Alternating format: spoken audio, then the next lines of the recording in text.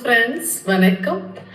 60-65 வயதுக்கு மேல ஒரு மனுஷனுக்கு ஆயிட்டுனா சமூகம் சொல்லக்கூடிய இயல்பான விஷயங்கள் என்னன்னா, அவங்களுக்கு என்ன கடமை எல்லாம் முடிஞ்சிருச்சு, பிள்ளைகள்லாம் கட்டி கொடுத்தாச்சு, இனிமே அவங்களுக்கு என்ன கவலை இருக்கு அப்படின்றது தான்.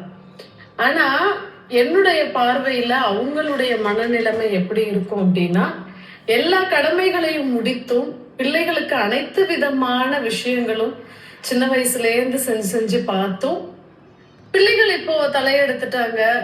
அவங்களுடைய முடிவுகள் தான் அவங்களுடைய குடும்ப வாழ்க்கைய யாரோ எவரோ மாறி தூரமா நின்னு அதை பார்த்து ரசிக்கணும். பெருசா இம்பார்ட்டன்ஸ் கிடைச்சாலும் அதற்காக சந்தோஷப்பட முடியாது. இம்பார்ட்டன்ஸே கிடைக்கல அப்படின்னாலும் அதற்காகவும் சண்டையிடவும் முடியாது. சோ எல்லாத்தையுமே அமைதியா அவங்க கடந்து செல்லணும் அப்படின்றதுக்கு அவங்க மனச தயார்படுத்திக்கணும். அதுக்கப்புறம் மனைவியோ இல்ல கணவனோ இருக்காங்க, உயிரோட இருக்காங்க, 60-65 வயதுக்கு அப்புறமும் அவங்களுக்கு துணை இருக்காங்க அப்படின்னா கண்டிப்பா அவங்களுடைய தாம்பத்திய வாழ்க்கை அப்படின்றத ரொம்ப மௌனமா அவங்க கடந்து போகணும். மௌனமா ஒரு தாம்பத்திய வாழ்க்கை வாழ்வாங்க. இல்ல துணை இல்லாம வாழ்றாங்க அப்படின்னா அவங்களுடைய பழைய தாம்பத்திய வாழ்க்கைய ஒரு ஒரு நினைவூட்டல் மாதிரி, ஒரு நினைவுகளோட, அந்த தாம்பத்திய நினைவுகளோட வாழ்ந்துட்டு இருப்பாங்க. ரொம்ப முக்கியமான ஒரு தாங்க முடியாத, கடக்க முடியாத விஷயம் அப்படின்னா, மரணத்தை விடவே ரொம்ப கொடுமையானது அப்படின்னா, அந்த முதுமையில சில பேருக்கு அமையக்கூடிய தனிமை.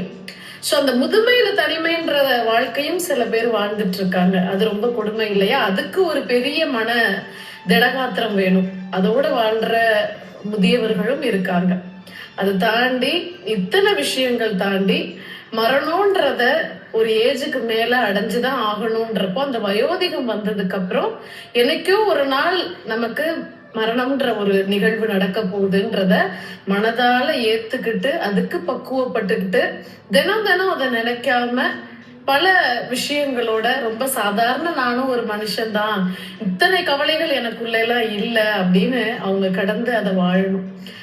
மொத்தத்துல அந்த 60-65 வயதை கடந்த மனிதர்களுடைய மனநிலைமைன்றது வாழ்க்கையில பல தோல்விகளை பார்த்துட்டு ரொம்ப பக்குவப்பட்டுட்டு, நான் ஒரு பக்குவசாலியாக தான் இருக்கேன், மனசுல எவ்வளவோ கஷ்டங்கள் இருக்கு, ஆனாலும் ஒரு பக்குவசாலியாக தான் இருக்கேன் அப்படின்னு ஒரு முதிர்ச்சி நிலையோட இந்த சமூகத்துல உலா வரணும்.